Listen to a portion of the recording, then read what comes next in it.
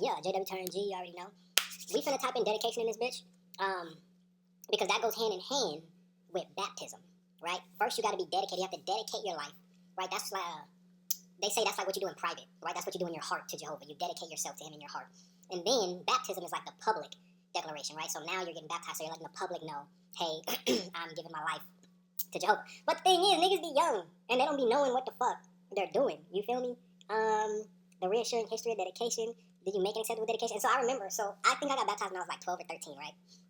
And I mean, I didn't know what the fuck I was doing, right? I didn't want to die. I was told that I was going to die if I didn't do it. So I was like, well, fuck it, I ain't trying to die. Feel me? So I'm going to do it. So I remember, got baptized, whatever.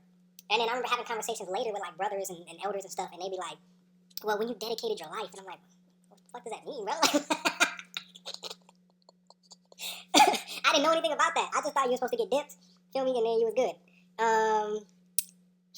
What dedication means to me? Are you living up to your dedication? They talking about, let's do this one. Let's see what they talking about. Colossians 3:23. Whatever you are doing, work at it whole soul as to Jehovah and not to men. Okay, let's get into these first couple paragraphs and see what they talking about. Hold on. God damn, all right. How do athletes reach their peak performance? How would these niggas know? Whatever. Because you know they so anti-sports, right? But then they want to use this as an example. Like, come on, my nigga. Anyway. In tennis, soccer, basketball, baseball, track, golf, or any other sport, the best reach the top only by unwavering dedication. Physical and mental conditioning are priorities. This fits well with one of the definitions of the word dedicated, which is wholly committed to a particular course of thought or action. Okay. However, what does dedication mean in the biblical sense? Dedicate translates a Hebrew verb that has the meaning keep separate, be separated, withdraw. Dedicate means that? See the Watchtower April 15. What? Okay. Oh, man, okay. I feel like that means to commit to something, not to be separate. Right? Dedicate, it just means to like you're committed. Okay, I don't know, whatever. In ancient Israel, high priest Aaron wore on his turban the holy sign of dedication, which was a shining plate of pure gold engraved with the Hebrew words, for holiness belongs to Jehovah. That served as a reminder to the high priest that he must avoid doing anything that would profane the sanctuary, because the sign of dedication, the anointing oil of his God, was upon him. Okay. Man, what the fuck, nigga? Can we get into this shit? We can see in this context that dedication is a serious matter.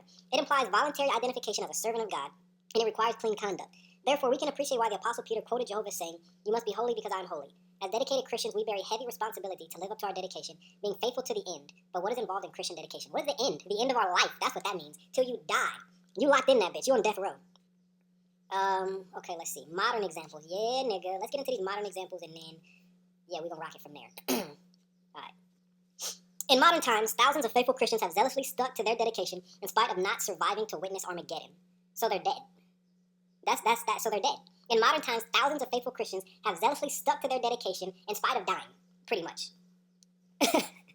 One such individual was Ernest E. Bever in England. He became a witness in 1939 at the beginning of World War II, and he gave up a flourishing press photography business in order to take up the full-time ministry. Because maintaining his Christian neutrality, he went to prison for 2 years. His family stood by him, and in 1950, his 3 children attended the Watchtower Bible School of Gilead for missionary training in New York.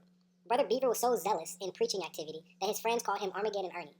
He loyally lived up to his dedication, and right down to his death in 86, he proclaimed the imminence of God's war of Armageddon. He did not view his dedication as a limited time contract with God.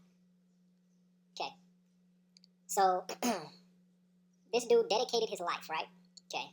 That boy Ernest E. Beaver, Armageddon Ernie. All right. So, he got baptized in 39 at the beginning of World War II. Okay. It says he had a flourishing press photography business, so he was making money. Okay, but he gave that up. Okay, so he gave that up. Then he went to prison for 2 years. Okay, his children started serving Jehovah and everything like that. And then he died in 86. And that's good? I mean, like, I'm not saying he didn't have happy times in his life and shit like that, but, my nigga, I mean, I'm pretty sure he worked hard to establish a flourishing press photography business in the 30s, right? Like, I'm sure that a lot of hard work went into that. Okay, so, and the fact that it was flourishing, right? Cool, you were making money. That's the point of having a business.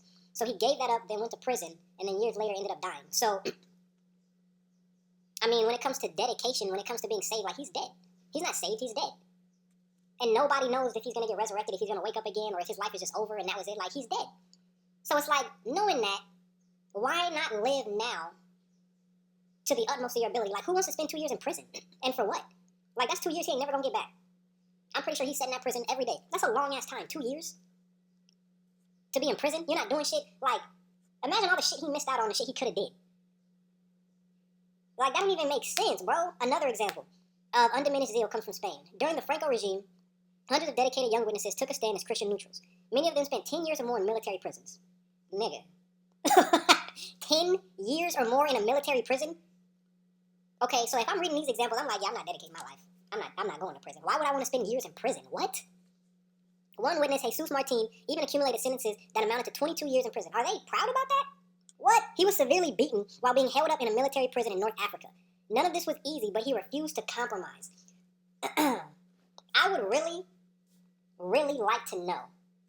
And I mean, I lived it, right? So, I mean, not the prison shit, obviously, just being a witness. But I want to know, like, the scientific shit behind what would make somebody do something. They didn't have to do this, right? Like, they were dedicated, they chose it. It's not like they had a choice, is what I'm trying to say. Like, the choice was theirs. It's not like these were grown, these were adults, obviously. 22 years in prison, severely beaten. I want to know the science behind the brain that makes somebody think that this is an acceptable way to live. Right? Like, that this is, like, the world has everything. Everything exists. And whether you align with it, whether you want it or not, that's what you're going to do. That's what you're going to get based on your thoughts, your actions, right? And obviously everybody's life is individual and you make whatever the fuck decision you want to make, and that's you. But, to convince somebody of this, like, brainwashing is crazy, yo. Brainwashing is fucking crazy. I want to know the science behind this shit, because this blows my mind. I mean, obviously this is shit that I knew, but I just feel like my mind frame and the view that I'm looking at it now reading this shit versus before is different, right? So I'm looking at it from another side. And this shit's crazy to me. For a religion. Right? Okay. Most of the time, these young men had no idea, if ever, they would be released, for they were subject to multiple consecutive sentences. Bro, they're just burying themselves. What the fuck? Yet, they kept their integrity and maintained their zeal for the ministry while in captivity. When the situation finally began to improve in 73, many of these witnesses then, in their early 30s, were released from prison and went straight into the full-time ministry, becoming special pioneers and traveling overseers. They lived up to their dedication in prison, and most have continued to do so since their release. What about us today? Are we being faithful to our dedication like these loyal ones? Fuck no. What do you mean? Bro, what the fuck is this, dog? They're so fucking good at this shit that they have people convinced that they're serving multiple consecutive sentences in prison. That they're getting beat in prison, military prisons. They're giving up flourishing businesses. All for what? They're dead. How do we view our dedication to God and His will? Fuck all of that, bro. Is it the first thing in our life? Regardless of our circumstances, whether young or old, married or single, healthy or sick, we should strive to live up to our dedication in accordance with our circumstances. One person's situation may allow him to serve in the full-time ministry as a pioneer, as a volunteer in the branch office of the Watchtower Society, as a missionary, or in the traveling ministry. Okay, and look, let me just say this. They're talking about dedication, right? And they're talking about, okay, you may serve in the full-time ministry as a pioneer, volunteer at a branch office in the Watchtower Society, a missionary, traveling overseer. This is a religious organization that's supposed to be about finding God. Right? So they got you so busy. And you doing so much stuff, trying to stay alive, trying to make it in this military prison, that I bet them 2 years, you sitting in there, you have to be thinking about what your life could have been like. Right? Like, they got you locked up in fucking prisons. Right? And then you get out of the prison, pioneer, volunteer, missionary, traveling ministry. Like, nigga, relax. This isn't about God. What does God have to do with this? They're controlling people and pushing out a narrative. This isn't about finding God. They're talking about getting beat in prison, going to military prison, serving multiple sentences, getting locked up. God is loving, isn't He? God is loving. God is all-knowing, all-powerful. If you had the choice yourself, and you said, I'm going to either go to prison or I'm going to start this business, nobody's going to send themselves to prison. And that's where God is. God is you. God is in there. You make them decisions, and whatever you make them decisions, whatever your thoughts, whatever your actions are, you go with that. These people pulling you in different directions and convincing you that you're doing, man, fuck, I'm talking a lot of shit. Man, let me get back to this. Some parents, on the other hand, may have had their hands full, caring for physical and spiritual needs of the family. Are there relatively few hours spent in the ministry each month, worth any less in Jehovah's eyes than the many hours spent by a full-time servant? No. God never expects us to do God never expects from us what we do not have. The Apostle Paul stated the principle. And see, are the relatively few hours spent in the ministry each month worth any less than Jehovah's than the many hours spent by full-time servants? No. Okay. Because what the fuck do they got to do with what I'm doing?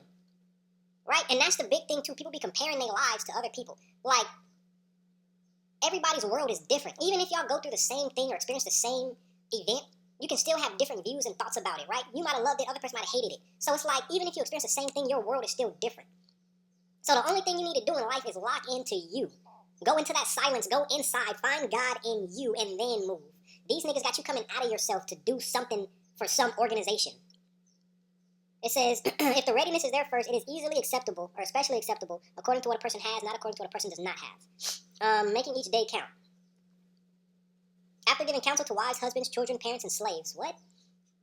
Paul writes, whatever you are doing, work at it whole-souled as to Jehovah, and not to men. For you know that it is from Jehovah you will receive the due reward of the inheritance. Slave for the master Christ. Now, if he was saying this, meaning that Jehovah, quote-unquote, or God is inside you, right? Is your mind, your heart, then it would make sense. Do whatever you're doing, work at it whole-souled, and not to men, right? So you're not giving yourself to men, to an organization, to something else. You're doing what you feel you need to do based off of what's inside of you, right? This says not to men. They're giving themselves to this man-made organization. We are not serving to impress men by what we accomplish in Jehovah's service. We are trying to serve God by following the example of Christ Jesus, or Jesus Christ. Same nigga. He carried out his relatively short ministry with a sense of urgency. Okay. To live up to our dedication in a conscientious manner, we should use each day to Jehovah's praise. At the end of each day, we can look back on it and see how we contributed in some way to the satisfaction of God's name and the proclamation of the kingdom good news. If you're locked up in prison, if you're serving a fucking 2-year prison sentence, or they said 22 we got up to, right? What the fuck? Perhaps it was by our clean conduct, our upbuilding conversation, or our loving concern for our family and friends. Did we use available opportunities to share our Christian hope with others? Have we helped someone to think seriously about God's promises? Let us secure something positive in a spiritual sense each day, building as it were a healthy spiritual bank account. Okay, and then they got all these questions, right? Did we use available opportunities to share our Christian hope? Have we helped somebody think? Help yourself. Worry about yourself. Do that for yourself, right? Stop trying to convince me.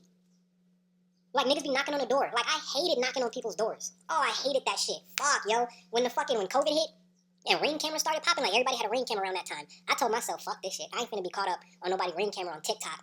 You feel me? Like, nah, dog. I used to hate that because I would always knock. And even if I got somebody and we're talking, I'm thinking to myself, what I look like telling this person X, Y, and Z? Like, I get if they asked me. You know what I mean? But this motherfucker chilling in their house, posted up, and here I am coming on their door. Like, I need to worry about my shit. Like, I have my own shit to worry about. We are living in times that are becoming more difficult for Christians. Satan and his agents try to blur the distinction between good and bad, clean and unclean, moral and immoral, ethical and unethical. He has made it so easy for us to pollute our hearts and minds by means of a TV remote control or computer keyboard. Our spiritual vision can become blurred or out of focus, so that if we fail to discern his crafty acts, our resolve to live up to our dedication can be weakened and our grip on the plow loosened if we compromise our spiritual values. What's your determination? If we appreciate the seriousness of our dedication to Jehovah God, what should we be determined to do? Our firm determination should be to hold a good conscience with regard to both our conduct and our ministry. Peter exhorted, hold a good conscience so that in the particular way in which you are spoken against, they may get ashamed who are speaking slightly of your good conduct in connection with Christ. Okay, whatever. We may have to suffer and face abuse. Why? What? I'm never, nigga. We may have to suffer and face abuse. No, you don't. Nobody has to, no, you don't. Man. And see, look, I ain't even gonna lie, bro. I was the type to where, because a lot of people have stories where they would go out in service, right? And somebody would turn a water hose on them. Somebody would fucking, I don't know, curse their ass out, pull guns on them. Like, a bunch of shit happened. And you're just supposed to leave it in Jehovah's hands, you know? Because you're serving, you're a Christian, whatever. Nigga, if somebody did some shit like that to me out in service, I'm throwing hands. I'm throwing hands. And so that's why I know nothing happened to me for a reason. Nigga, I'm not finna suffer. I'm not finna face abuse. Nigga, what? Man, oh, fuck. We may have to suffer and face abuse because of our Christian conduct, but so did Christ because of his faith and loyalty to God. And that's how they convince people? Like, what? Therefore, Peter said, since Christ suffered in the flesh, you too arm yourselves with the same mental disposition, because a person that has suffered in the flesh has desisted from sins. That doesn't make sense. That does not make sense. Indeed, our firm determination to live up to our dedication will protect us from the trappings of Satan's world that is sick, spiritually, morally, and physically. But niggas got locked up in military prisons, so how are they protected? They got beat. It just said that they got beat in military prisons. But more than that, we will gain confidence that we have God's approval, which is far better than anything Satan and his agents can offer. And then they just act like, right? They're talking about Satan's world and Satan and his agents. Like, if you're not in this organization, then you're with Satan and his agents, which are the demons. You're with Satan and the demons. Anything outside of this is Satan. Like, nigga, relax, bro. They be doing too fucking much. Thus, never let it be said that we have left the love that we had at first when we knew the truth. Rather, let it be said of us, it was one in the first century congregation Thyatira. I know your deeds. You have love and faith and ministry and endurance, and that your deeds of late are more than those formerly. Yet, let us not be lukewarm regarding our dedication, but let us be aglow with the Spirit, zealous down to the end, and the end is near. How long have they been saying this shit? This is just a bunch of bullshit, dog. Like, and they get in niggas' brains. And they're in there telling you to put on a new personality, and they're telling you to cut off these family members, and this form of entertainment, and to only read this, and only look at that. So then by the time you know it, you're just a product of them. They have molded you and shaped you into what they want you to be. So now, you sitting up there talking about, it's cool, it's okay if you gotta go to prison. If you gotta get beat, oh, I'm doing it for Jehovah. Well, nigga, we may have to suffer and face abuse. Like, get the fuck out of here. Man, fuck, yo. Shit crazy. You know what it is?